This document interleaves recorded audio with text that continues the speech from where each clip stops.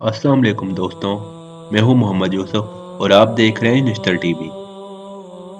दोस्तों, यूं तो अल्लाह ताला ने ज़मीन और आसमान में बेशुमार मखलूक़ात पैदा की हैं, इतनी कि हम शुमार भी नहीं कर सकते। मगर सिर्फ इंसानों और जिन्नात ही उसकी ऐसी मखलूक़ात हैं जिन्हें अच्छे बुरे की तमीज़ के साथ साथ ये आज़ादी भी दी गई है कि वो नेकी या बदी दोनों में से किसी भी राह पर चलें और आखिरत में इसके नताइज भी भुगतें। इसीलिए जिस तरह अल्लाह ने इंसानों की हिदायत के लिए मुख्तलिफ ज़मानों में मुख्तलिफ पैगम्बर भेजे और आसमानी कुतब नाजिल की, ये सिर्फ इंसानों के लिए ही मुख्तस नहीं था, बल्कि अल्लाह जिन्नों के लिए भी हिदायत के सारे रास्ते रोशन कर देना चाहता था, ताकि कल को यानी रोज़े क़यामत को वो ये ना कह सकें कि हमें सख्त इम्तिहान में तो डाला गया था मगर हमारे लिए कोई रहनुमाई का जरिया नहीं था। इसीलिए अल्लाह ताला ने खातिमुन नबिय्यीन हज़रत मोहम्मद सल्लल्लाहु अलैहि वसल्लम को जब अपना आखिरी नबी और रसूल बनाकर भेजा और इन्हें कुरान पाक भी अता किया, तो ये सब कुछ सिर्फ इंसानों के लिए ही नहीं बल्कि जिन्नात के लिए भी सिराते मुस्तकीम वाला रास्ता था, जिस पर चलकर वो दोनों जहानों की कामयाबियां समेट सकते हैं। तमाम इंसान और जिनों को जब फानी दुनिया के इस इम्तिहान में डाला गया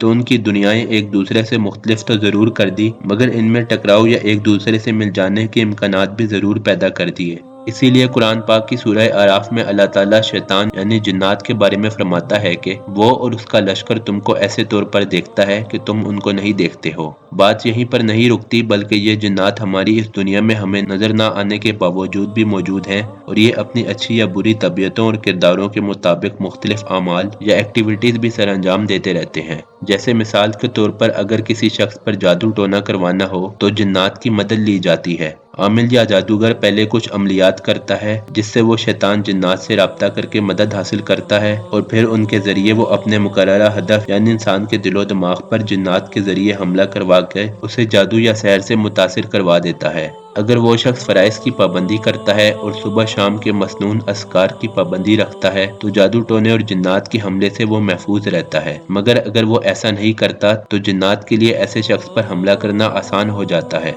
ताहम इंसानों और जिन्नात की दुनिया के दरमियान ताल्लुक इस हद तक महदूद नहीं है, बल्कि शरीयत की तालीमात और उलमा इकराम की बातें हमें ये बताती हैं कि इंसानों और जिन्नात के लिए ये मुमकिन है कि वो शादी करें और इस तरह जिंदगी गुजारें जिस तरह कोई शादीशुदा जोड़ा अपनी जिंदगी गुजारता है। ऐसा करना मुमकिन तो है, मगर अक्सर उलमा के नज़दीक नाजायज़ और हराम भी है। जैसा कि इमाम अबू हनीफा के नज़दीक इंसानों और जिन्नात का आपस में शादी करना इसलिए नाजायज़ है क्योंकि कुरान पाक की सूरह अन-नहल में अल्लाह ताला इरशाद फरमाता है कि अल्लाह ताला ने तुम्हारे लिए तुम में से ही तुम्हारी बीवियां पैदा की और तुम्हारी बीवियों से ही तुम्हारे लिए बेटे और पोते पैदा किए। यहाँ इस बात का इशारा है कि इंसानों की बीवियां भी उन्हीं में से यानी उन्हीं के तरह के नफ्स इंसानी में से हैं और जिन्नात चूंकि नफ्स इंसानी नहीं बल्कि दूसरी किस्म की मखलूक हैं, इसलिए उनसे शादी करना जायज़ नहीं। इमाम शाफी के नज़दीक भी अगर इंसानों और जिन्नात की शादियां होना आम हो जाए तो इस बात का खतरा मौजूद है कि कोई औरत किसी मर्द से नाजायज़ ताल्लुकात रखे और जब वो हामला हो तो ये कहकर अपनी जान छुड़ा ले कि वो तो जिन की बीवी है और उसके पेट में मौजूद बच्चा जिन का है।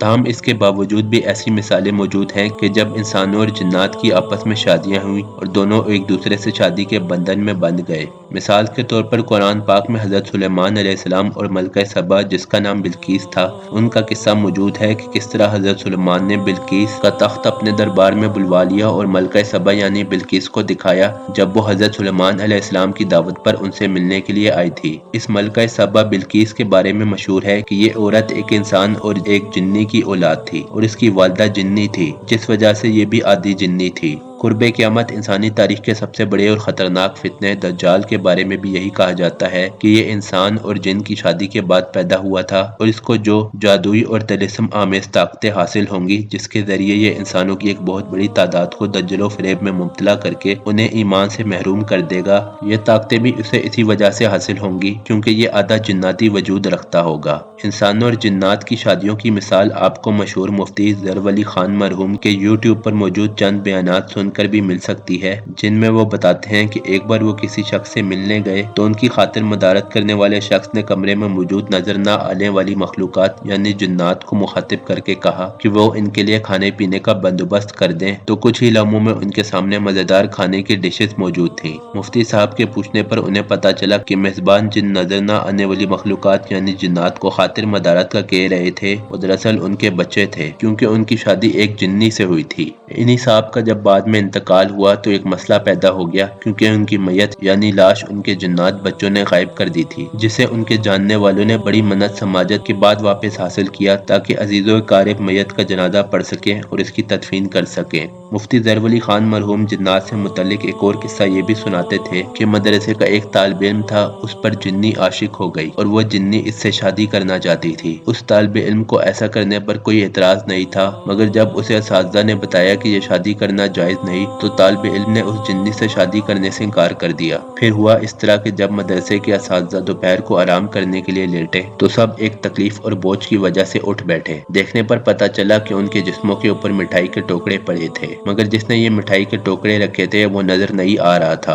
तहकीक करने पर पता चला कि ये मिठाई के टुकड़े वो जिन्नी लेकर आई थी और तालिब इल्म से निकाह करने के बाद मुंह मीठा करवाने के लिए बांटना चाहती थी। जब तालिब इल्म ने उससे शादी करने से इनकार कर दिया तो वो गुस्से में मिठाई के टुकड़े उनके असातिज़ा के ऊपर ही छोड़ गई, जिन्होंने इस तालिब इल्म को शादी करने से रोका था। ताहम दोस्तों, कम ही ऐसा होता है कि जिन्नात इस तरह शराफत से पेश आएं और इंसानों को कुछ भी ना कहें, क्योंकि इनके मिजाज में शर मौजूद होता है। इसलिए अगर कोई इंसान इनके हत्थे चढ़ जाए तो कम ही ऐसा होगा कि वो इनके शर से बच भी जाए। ताहम यहाँ यह सवाल पैदा होता है कि आखिर जिन्नात किस तरह इंसानों को शर पहुँचाने पर कादिर होते हैं और कौन सी जगह ऐसी हैं जहाँ उनकी आबादी मौजूद होती है। इसका जवाब हमें अहादीस के मुताले से मिलता है, जिसमें हमें ये तलकीन की गई है कि जब भी हम बैतुल खला जाएं तो खबीस जिन्नों और जिन्नियों से अल्लाह की पनाह मांगते हुए जाएं, क्योंकि बैतुल खला ऐसी जगह होती है जहाँ गंदगी और बदबू होती है और यही वो जगह होती है जहाँ शयातीन जिन्नात ने अपना ठिकाना बनाया हुआ होता है। तभी एक और हदीस में बताया गया है कि जब हम कपड़े उतारें तो ऐसा करते हुए बिस्मिल्लाह पढ़ लें। ऐसा करने से हमारे और जिन्नात के दरमियान एक पर्दा हाइल हो जाएगा और वो हमें नहीं देख पाएंगे, क्योंकि मुख्तलिफ वाक़यात से पता चलता है कि जिन लोगों ने ऐसा नहीं किया और बैतुल खला में जाते हुए दुआ नहीं पढ़ी, कपड़े उतारते हुए भी बिस्मिल्लाह नहीं पढ़ी, तो ऐसे लोगों के ऊपर जिन्नात ने हमला कर दिया और इनके दिलों दिमाग पर काबिज हो गए।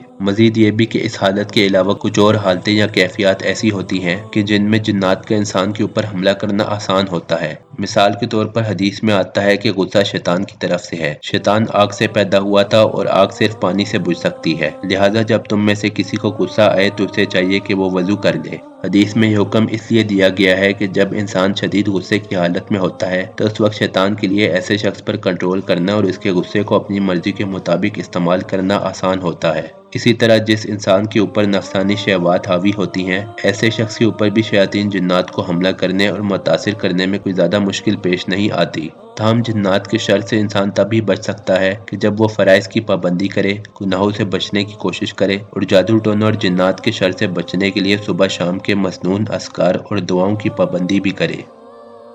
तो दोस्तों, मुझे उम्मीद है कि आज की वीडियो आपको पसंद आई होगी। इसे लाइक करना और आगे शेयर करना मत भूलिएगा, और अगर अभी तक आपने हमारा चैनल निश्तर टीवी सब्सक्राइब नहीं किया तो इसे ज़रूर सब्सक्राइब कर लें। इंशाल्लाह मैं अब एक और नई और इंटरेस्टिंग वीडियो में आपसे मुलाकात करूँगा। तब तक अपना बहुत ख्याल रखिए।